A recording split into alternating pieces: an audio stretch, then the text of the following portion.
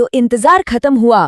केंद्रीय बजट 2026-27 आ चुका है और देखिए, इसे सिर्फ एक बोरिंग सरकारी दस्तावेज की तरह नहीं देखना है। नहीं, ये तो हमारे देश के भविष्य का एक बहुत ही दिलचस्प ब्लूप्रिंट है, एक रोड मैप है। तो चलिए इसे परत दर परत खोलते हैं। देखिए, इस पूरे बजट की बुनियाद कह सकते हैं 3 मजबूत पिलर्स पर टिकी है। पहला, हाई ग्रोथ, मतलब इकोनॉमी को रफ्तार देना। दूसरा है फिस्कल डिसिप्लिन, आसान भाषा में कहें तो सरकार की चादर जितनी लंबी है, पैर उतने ही फैलाए जाएं। ये देश की स्टेबिलिटी के लिए बहुत जरूरी है। और तीसरा, मॉडरेट इन्फ्लेशन, यानी महंगाई को कंट्रोल में रखना। तो आज हम इसे 5 हिस्सों में समझेंगे। सबसे पहले देखेंगे बड़ी तस्वीर, मतलब देश का इकोनॉमिक रोड मैप क्या है। फिर बात करेंगे मेक इन इंडिया को कैसे सुपरचार्ज किया जा रहा है। इसके बाद आएगा इंफ्रास्ट्रक्चर, फिर लोगों और हमारे प्लैनेट में क्या निवेश हो रहा है। और हाँ, आखिरी में वो हिस्सा जो हम सबको जानना होता है, हमारी जेब पर इसका क्या असर पड़ेगा। तो बस तैयार हो जाइए। ठीक है, तो शुरू करते हैं पहले सेक्शन से, नेशनल इकोनॉमिक रोड मैप। अब देखिए, किसी भी प्लान की गहराई में जाने से पहले ये समझना जरूरी है कि हमारी अर्थव्यवस्था की सेहत कैसी है। और इसे समझने का सबसे अच्छा तरीका है कुछ जरूरी आंकड़ों को देखना। ये जो नंबर दिख रहा है 4.3%, ये है फिस्कल डेफिसिट, यानी राजकोषीय घाटे का टारगेट। अब ये होता क्या है? इसे ऐसे समझिए जैसे ये सरकार का क्रेडिट कार्ड बिल है, आमदनी अठन्नी खर्चा रुपया वाली बात। तो लक्ष्य यही है कि इस घाटे को कम से कम रखा जाए। जितना कम घाटा, देश पर उतना कम कर्ज और इकोनॉमी उतनी ही सेहतमंद। अगला आंकड़ा है 55.6%। ये है हमारा डेट टू जीडीपी रेशियो, मतलब देश की कुल कमाई जीडीपी के मुकाबले उस पर कुल कर्ज कितना है। बिल्कुल वैसे ही जैसे किसी की सैलरी के मुकाबले उस पर कितना लोन है।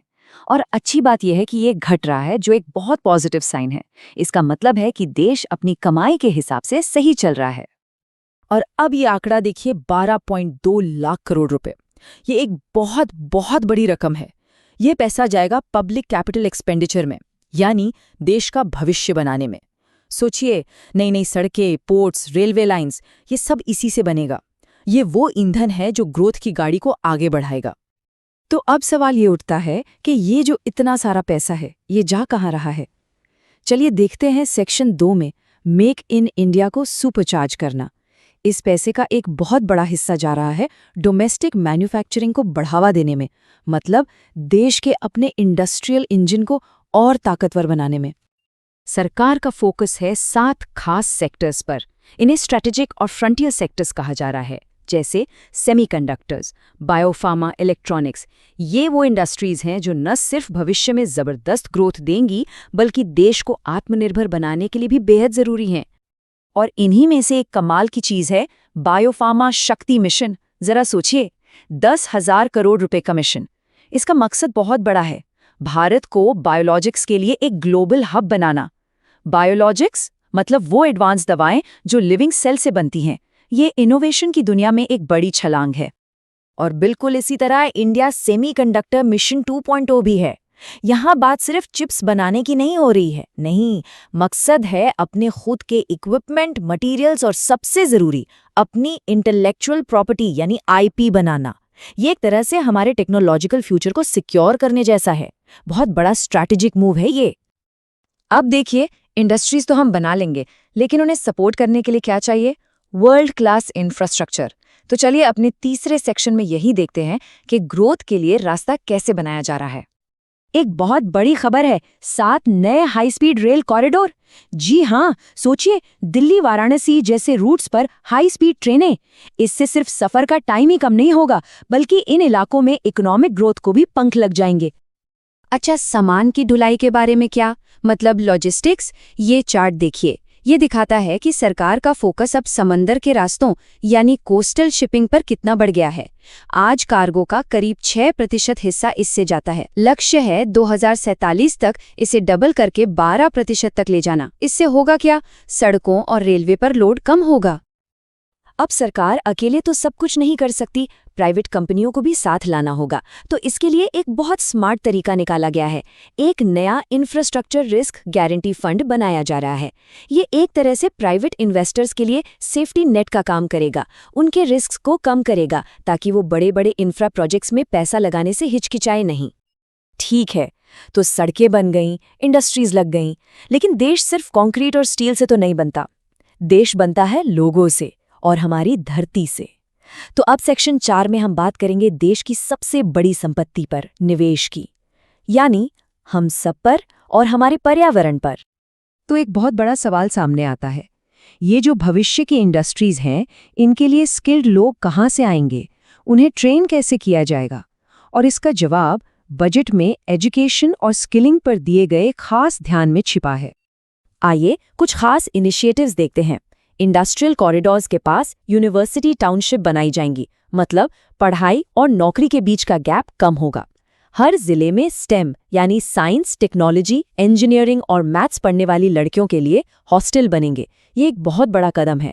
और तो और 1 लाख नए एलाइड हेल्थ प्रोफेशनल्स को ट्रेन किया जाएगा, ताकि हेल्थ केयर सिस्टम और मजबूत हो।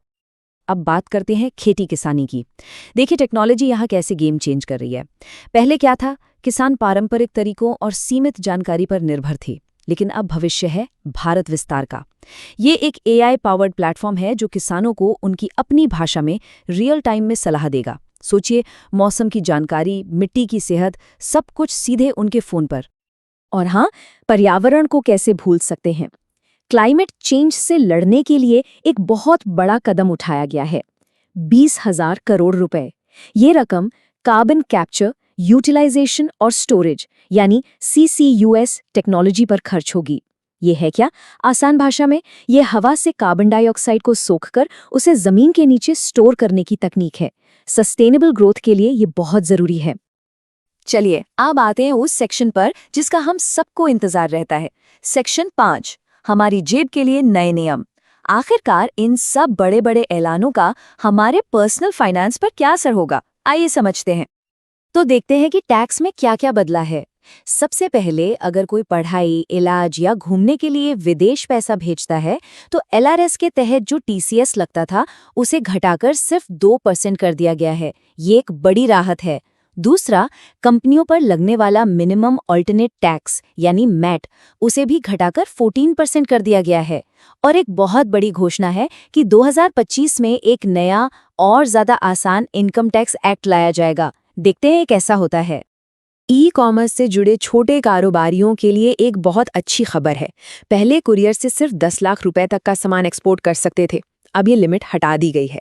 इसका सीधा मतलब है कि ऑनलाइन सेलर्स के लिए दुनिया का बाजार अब और खुल गया है।